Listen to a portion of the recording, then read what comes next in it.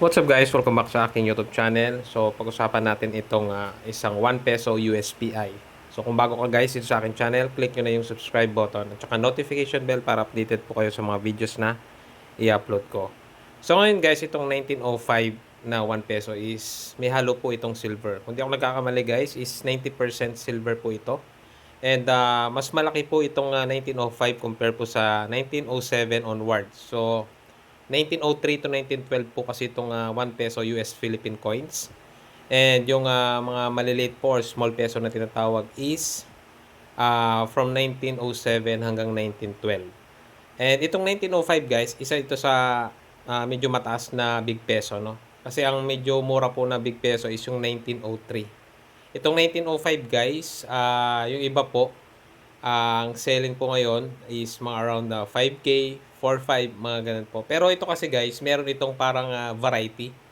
Itong 1905 po. Meron pong tinatawag tayong curved serif. Tsaka yung straight po, no? So, yung itsura po niya guys is yung part po ng 1 sa 1905. Ayan. So, yung straight po, diretso po yung dito sa may bandang taas niya. Pag curve naman, ayan, medyo palubog po yung ano niya, no? So, mas mahal po yung straight serif compare po sa mga curve serif. Itong curve guys, itong hawak ko kasi is curve lang. And ito kasi na nagbabago-bago yung presyo depende po sa demand, no? So, may times na umabot po ito ng around 10K isa, 12K.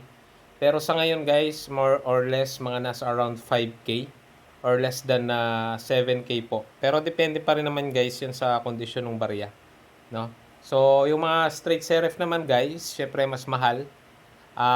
Yung iba naman na medyo pangit na yung kondisyon ng mga straight serif, minsan mga around 9K, 10K. Pero yung mga magaganda guys, is umaabot po ng mga 10K pataas or 20K pataas po. Basta po maganda yung kondisyon, at saka lalo na po yung mga graded po. So, yun lang guys.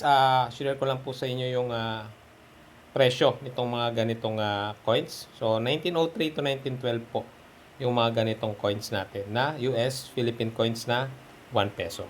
So, salamat po guys.